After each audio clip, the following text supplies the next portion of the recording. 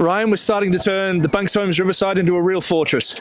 Well, that was always the hope. I remember, when I first came here, that's what I really wanted to do with our T20, and even in whatever cricket we play, that when people travel up here, they know they're in for a real hard time. And I think, obviously, we've still got a long way to go to be, perfect in the T20 sphere, but I think everyone can see the improvements we've made and the excitement that we're bringing to our T20 cricket. And yeah, it's a good time to be a viewer, I would have thought.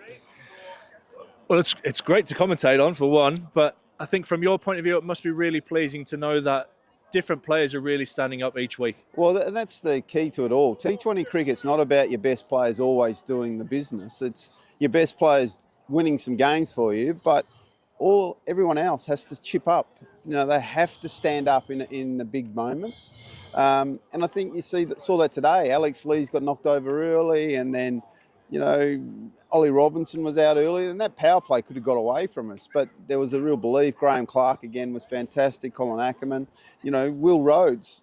No one saw Will Rhodes as a T20 player, but, he's finding his way and his method, and he's been so good for us. So there's real impetus with our batting at the minute.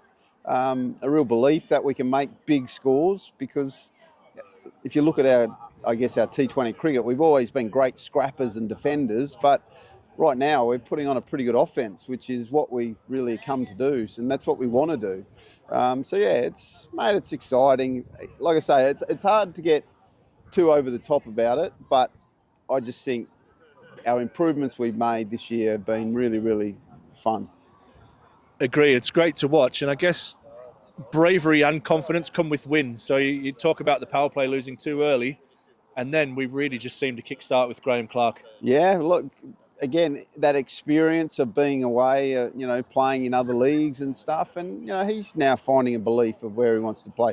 He wants to be more than just a power play batter, and I actually mentioned to Will Gidman, our batting coach.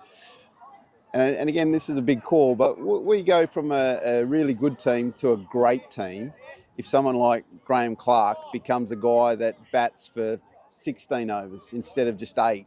And that's his challenge, and we know that, but we don't want to lose the good stuff that he does, and he knows that. So, yeah, I'm telling him to take risks but don't get out. But once you get in, keep it on the ground, but hit sixes when you can. But, there's a bit of fun there. But you know what I mean? Our players that we've always known are good are really starting to become great, and that's the exciting part.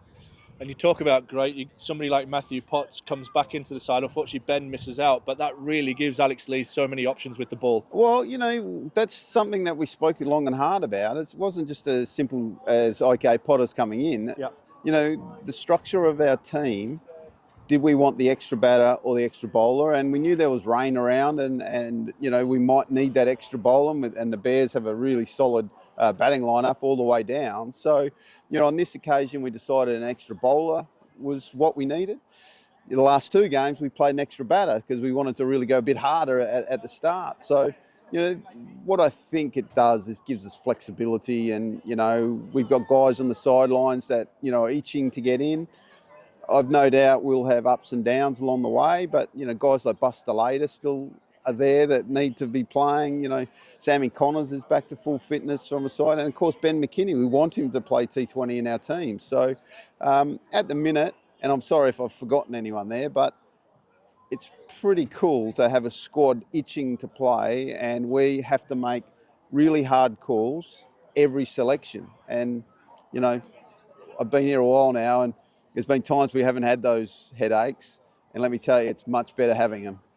Talking about headaches, we've moved from conceding 820 to finish off this week in a really positive manner with Friday and Sunday. Well, that's the thing. Everyone has been sort of banging on about the 820 and all that sort of stuff, but all I saw was a draw.